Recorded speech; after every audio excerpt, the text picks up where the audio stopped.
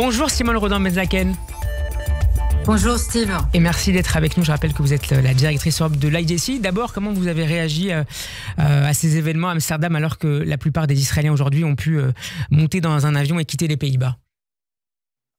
Écoutez, je me suis réveillée à 4 heures du matin en suivant ce qu'il se passait sur place, de la sidération, de l'horreur et en même temps pas de surprise parce que nous avons depuis le 7 octobre l'habitude malheureusement de voir ce genre d'événements se produire et je crains qu'on en verra d'autres.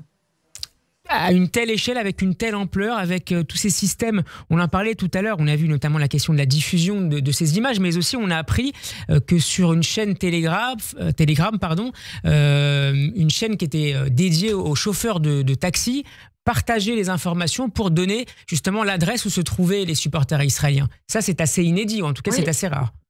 C'est assez inédit, mais en même temps, c'est le fonctionnement, encore une fois, depuis le 7 octobre. Il y a eu quelque chose qui a été déchaîné. Il faut attendre pour voir si des agissements extérieurs ont eu lieu. Nous savons, par exemple, que il y a eu des menaces iraniennes depuis plusieurs jours partout en Europe. Certains leaders communautaires avaient été prévenus, donc il faut voir s'il y a un lien là-dessus. Mais quoi qu'il en soit, il n'y a pas de doute qu'il y a une atmosphère, un antisémitisme d'atmosphère et un terrorisme d'atmosphère qui s'est installé. Et donc, bien évidemment, il y a un danger pour chaque Israélien, pour chaque Juif aujourd'hui en France, on le sait. Alors, la manière effectivement de s'organiser, c'est une autre chose, mais il n'y a pas de doute qu'aujourd'hui, cette menace, elle est là, elle est présente et elle va uniquement s'intensifier. Et ça sera également, selon vous, le cas, Simone, jeudi prochain pour le match France-Israël, que la France insoumise tente désespérément d'interdire?